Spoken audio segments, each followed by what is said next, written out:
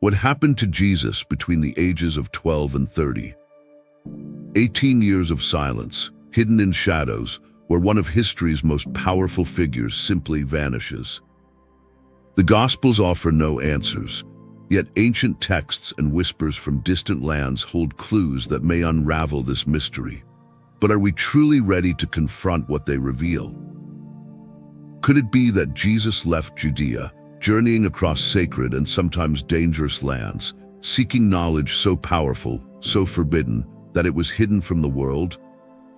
Could this knowledge, veiled in the wisdom of the ancients, have transformed him forever, shaping the teachings we would later come to know? The New Testament gives us glimpses: a miraculous birth, the escape to Egypt, and a young Jesus astounding scholars in the temple at age 12. But then, silence. A silence that spans 18 long years. Then, almost as if out of nowhere, he re-emerges at 30, ready to begin his ministry, transformed in ways the world has yet to comprehend. What happened in those hidden years? This mysterious gap has haunted theologians, historians, and seekers for centuries, whispering a question we can't ignore. Where did he go? Could he have lived a simple life in Nazareth, preparing in quiet solitude? Or did he embark on a perilous journey across unknown lands, immersing himself in the forbidden wisdom of the East? What if somewhere out there lies an answer that defies the boundaries of tradition and reveals a Jesus we have never fully understood? Throughout history, whispers have surfaced.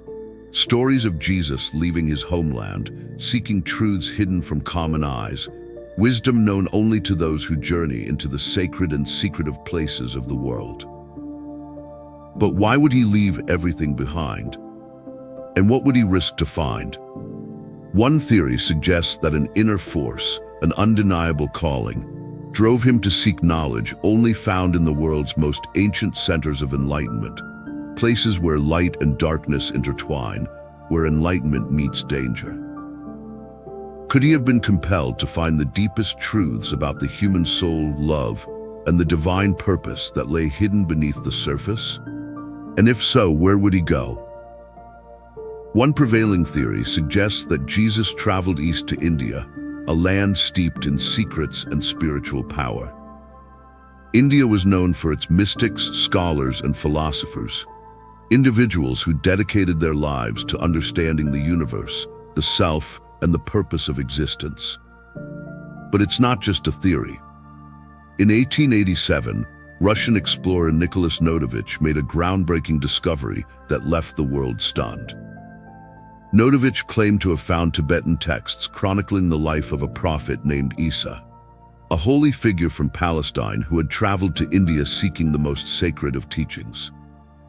Could Issa, this mysterious prophet, truly have been Jesus?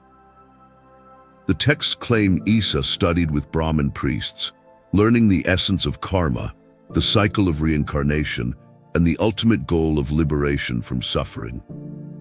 The records reveal that Issa's teachings touched on compassion and forgiveness, and his presence stirred conflict with the local priests who upheld rigid traditions. But these were not mere lessons. Issa's words, we are told, were powerful, even dangerous. Therefore, if Jesus was indeed Issa, his time in India was transformative, marking a journey where he encountered the ancient concepts of karma, unity, and spiritual freedom.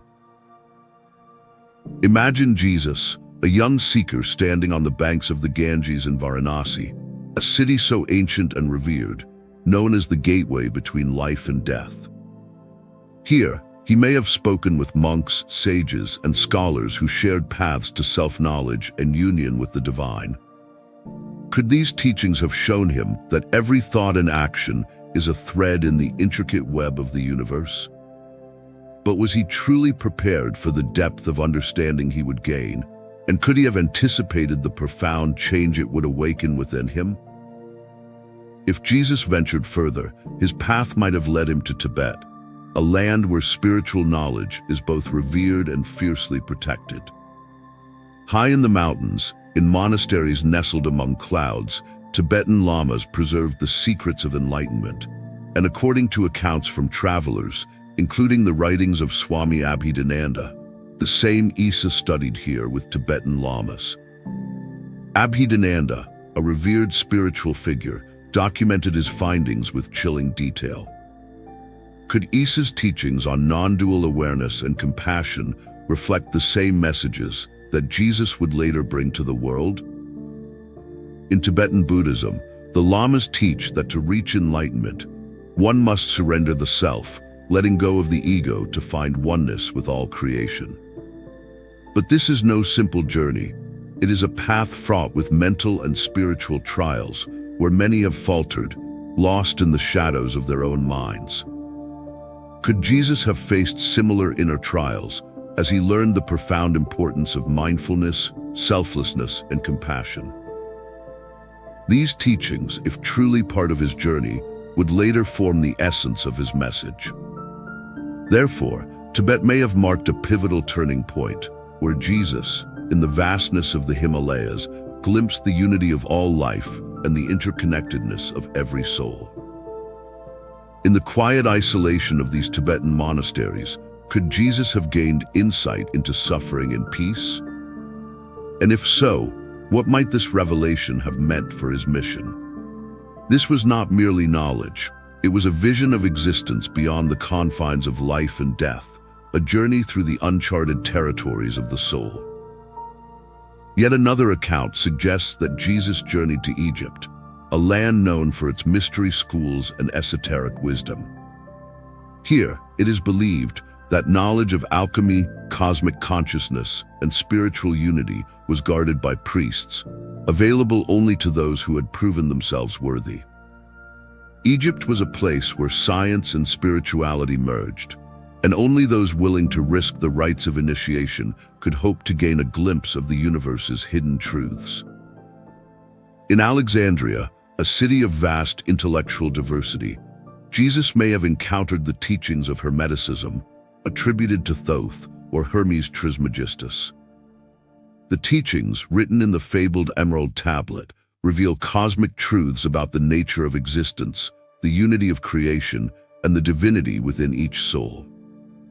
These ideas closely echo the beliefs Jesus would later teach, that the kingdom of heaven lies not in distant skies, but within every heart. But to unlock such wisdom, one would have to undergo initiation rites that involved symbolic death and rebirth, tests meant to prepare the soul for deeper levels of consciousness. Some traditions claim that Jesus even experienced initiation within the Great Pyramid itself. This rite was not merely symbolic, it was a grueling passage through darkness, a journey where death and rebirth were tangible realities. Could these rituals have prepared him for the sacrifice he would later make as he reached the highest understanding of life, death, and resurrection? Therefore, Egypt might have been the final stage in his transformation, a place where Jesus encountered the very essence of life and the secrets of eternity. After years of intense spiritual seeking, hidden texts suggest that Jesus returned to Judea, no longer simply a teacher, but a healer with knowledge few could comprehend. He returned with a depth of wisdom, but also with practices, meditation, breath control, and perhaps even abilities to heal, that would confound those around him. The accounts tell of his disciples witnessing miraculous acts and profound teachings, yet these were only the visible manifestations of the deeper, esoteric knowledge he held. Therefore, these teachings, secrets of energy, healing, and awakening, may have become part of a mystical inheritance passed only to those ready to receive it. Ancient texts like the Dead Sea Scrolls and the Nag Hammadi manuscripts hint at hidden teachings, secrets that align with the mysterious practices Jesus may have learned. Could it be that these ancient traditions were fragments of the knowledge Jesus encountered, shaping his life and the spiritual path of those he guided? The tales of Issa in the Tibetan manuscripts, the explorations of mystics, and references in ancient scrolls all suggest a prophet whose wisdom crossed borders and centuries.